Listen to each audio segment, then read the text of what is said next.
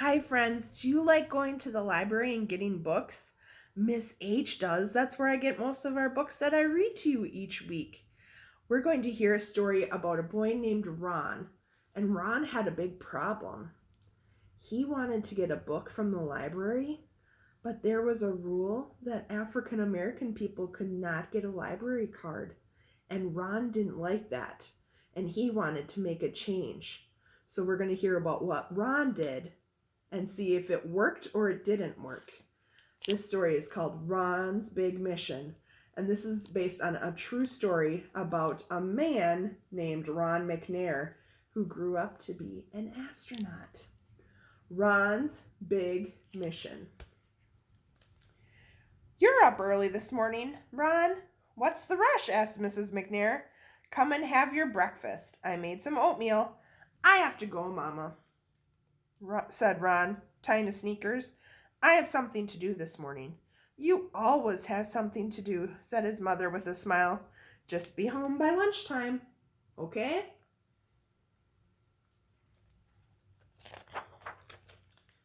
Ron was 9 years old. That morning he left his house with a plan. He'd been thinking about it for a long time. It was a beautiful South Carolina summer day, and Ron looked up at the blue, blue sky. Someday, he thought, he would be up there, flying a plane. He wanted to be a pilot when he grew up. But today, Ron had something else on his mind. Something very important. Ron walked down the street as fast as he could. He didn't want to be late. "Hi, Ron," the grocer called from the front of his store. "There you are, just in time for a donut." "Morning, Mr. Douglas," said Ron. "Thank you, but there's some place I've got to be." And Ron kept on walking.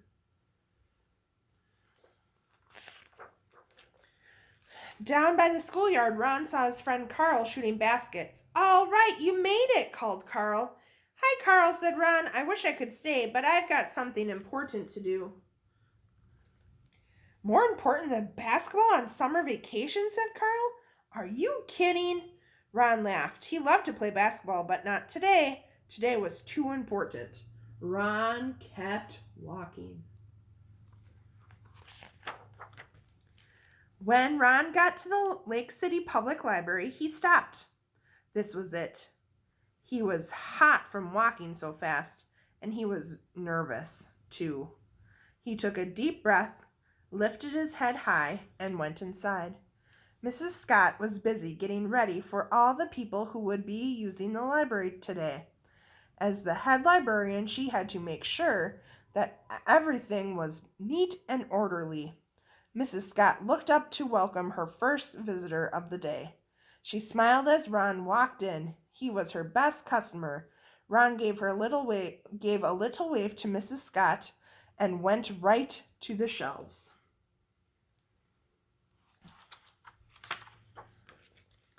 It took Ron a while to find some books.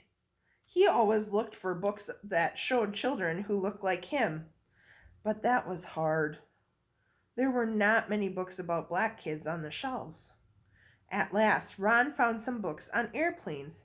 He took the books and started to walk to the front desk. Ron felt nervous and his hands felt a little sweaty, but he knew what he wanted to do. Mrs. Fielding, a white lady who was often in the library, stopped him. "You can give me your books and I'll check them out for you, Ron," she said gently. "No thanks, Mrs. Fielding," Ron said. "I'm going to do it all by myself." "But Ron," she started to say.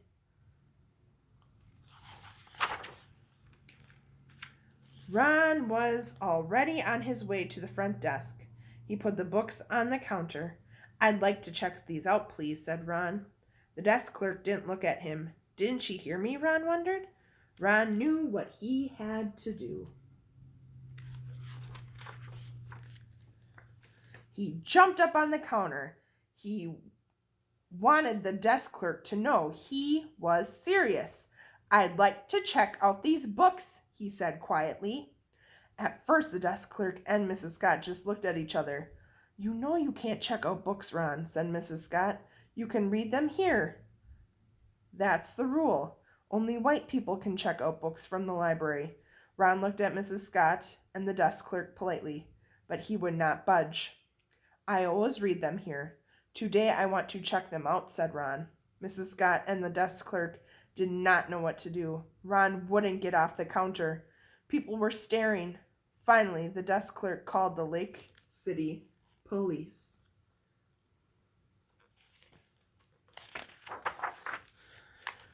Two policemen came right over. Let someone check out the books for you, son, said one of the policemen. You know the rules. But Ron just shook his head. He would not budge. That means he would not move. Now, Mrs. Scott called Ron's mother, Mrs. McNair. Mrs. McNair came to the library very quickly. I know how you feel, baby, she said, but you have to follow the rules. I can't, Mama, Ron told her. It's wrong. The rules are not fair. Why can't I check out books like everyone else? No one said anything. Not the desk clerk, not Mrs. Scott, not the policeman, not even Ron's mother. Mrs. Scott looked at Ron. She thought about all the times that Ron came into the library and all the times he sat at the tables for hours looking over so many books. He was her best customer, and she knew what she had to do.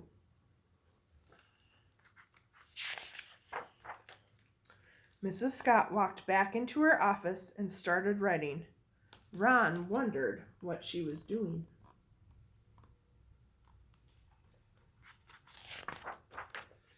Mrs. Scott returned and handed Ron a library card. His library card. Ron looked at Mrs. Scott and smiled. As he jumped to the floor, he thought he saw her smile too. I'd like to check out these books, please, he said, handing the card to the desk clerk. The desk clerk took his library card and stamped the cards in the back of the book. These are due back in 2 weeks, she said. Did Ron get his own library card to check out books? He did. Ron smiled. Thank you, he said. He tucked the books under his arm and took his mother's hand. Together they walked home. Ron couldn't wait to get to his room and open to page 1. This is a picture of Ron from our story. Ron McNair. What an awesome story of how he stood up for what he wanted and he got his library card. How cool.